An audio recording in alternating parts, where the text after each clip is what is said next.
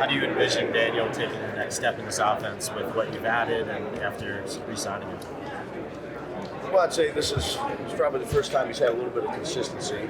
We can all do a better job.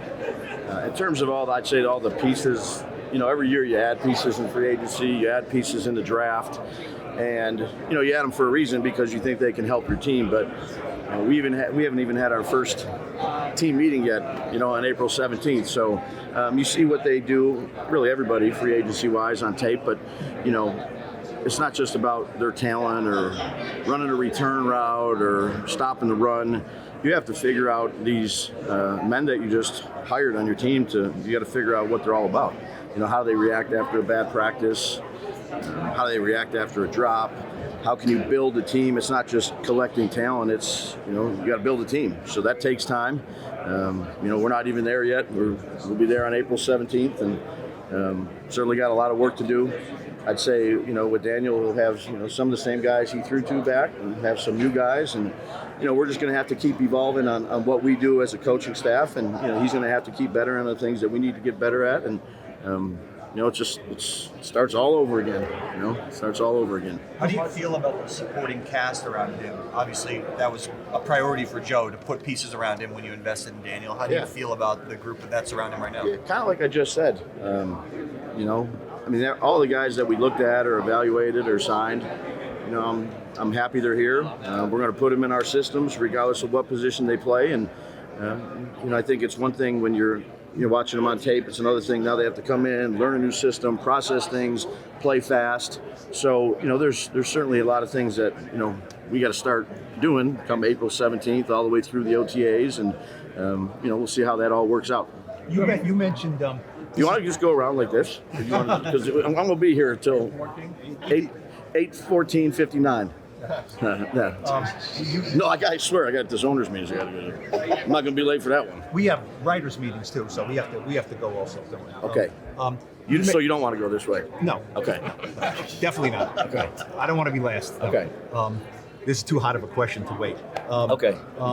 You mentioned this is the first time Daniel has had some continuity. What can that do in your relationship with him and ultimately the product on the field? Now, second year of hearing everything, second year of your system, and how much do you think you can expand on that because of that? Well, look, when you first come in, and I can only talk about last year for a minute, no one knew anything about how we even operated as a coaching staff, our personalities, let alone the playbook, where you're starting with day one, page one of the playbook, where you can move on from that a little bit, and he's got some obviously stuff to draw back from what we did last year. But again, I think that helps based on learning, processing, those type of things. But now it's, reading the body language of some new guys we have. What can we improve on from what we did last year? There's a lot of things that we got to get better at. Start with me, and it's good to be with some players that you had before. It's good to be with some coaches. But really, when it comes down to it, it just matters on what you do, from here moving forward. Once OTAs start into training camp, obviously, that's what really matters. What changes have you made? You thought it was going this way. All right, No, that's okay. Just a follow-up to that, I guess what you learned about your first season, you talk about kind of the changes you're making. Yeah. What are those in this offseason? Yeah, I do a lot of things in the off season. I meet a lot with Ty and Cade, and we go through the games again. We go through decision-making processes. Maybe things we could have done differently. I meet with all the staffs. We talk about system improvement. Things that showed up on tape that maybe was a problem for us technique-wise, regardless of the position, and figure out maybe some new drills. Call some other coaches, whether that be in college or some buddies that I know in the league, and just ask them about some trends and things that they might be doing. I think you always have to try to evolve, get better at your craft. I know it was my first time for everything last year, so there's a lot of things that I could have done a better job of.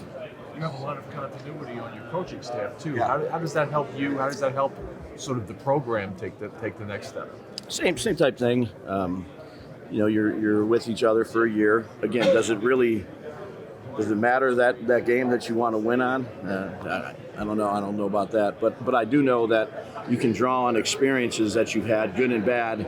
Hey, remember when we did this, week 4 last year, maybe we should tweak this with here, or, there's just some common language that you have that you maybe didn't have starting out. But, the biggest thing is, getting better as a staff, getting better as players, coming together. That's really what's going to matter the most. I mean, a year ago right now, you were still getting to know your coordinators.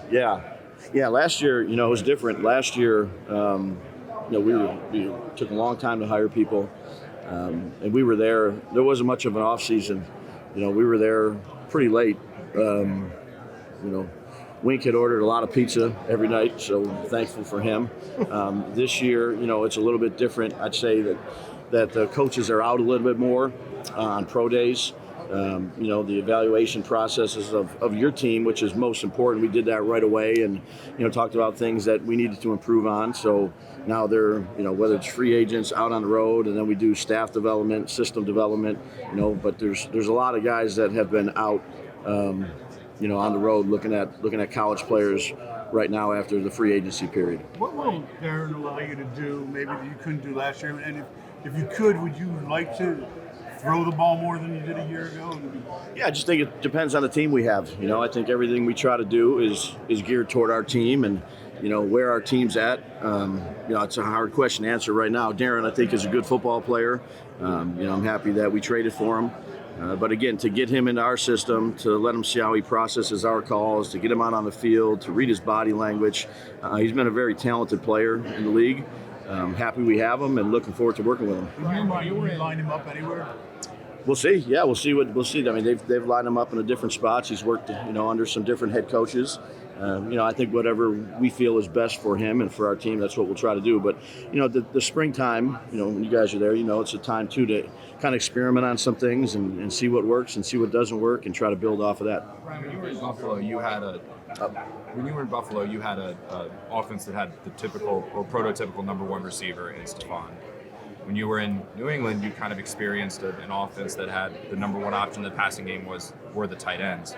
Can you talk just the pros and cons of the two different philosophies? And, Sure. And kind of in today's day, can you have an offense that the number one option is a tight end in the passing Yeah, game? well, I think that's your job as a coaching staff is to figure out who you have and move the pieces around and, go out there and play with the guys that you have. And you can do, you can have a lot of different personnel groups that you use throughout a year. Some more tight end based, some more receiver based. There's times last year we used 3 running backs at a time. So, again, that's what all this spring and training camp and all those things will be for is let's put everybody out there. Let's start, learning the system together as a group and figuring out what we do. I mean, there was things that, that we were doing all training camp last year that, a week before the season, I sat down with Daniel. He came over. We met. We went through a bunch of things. I'm like, tell me some other things you really like. And then I go in the next day. I go, hey, Calf, put these 8 plays in. He's like, we haven't done any of these since. So we haven't done these in OTAs. But that's evolving as a coach, I think, trying to do what your players do best and what they feel comfortable with. You mentioned being strong around your quarterback, Saquon Barkley. How motivated are you to be able to tie those two together for the long term? Yeah. I think Saquon's a good player for us. I think Daniel's a good player for us. I think some of the other pieces that we had, again, to me, it's how the team comes together. Not just one guy, not just 2 guys, but collectively, just speaking offensively as a group of offensive players. Right?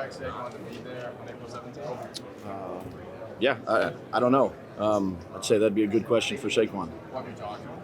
Yeah, I've talked to him. I think the last time I talked to him was actually I texted him was 2 weeks ago, maybe. Yeah.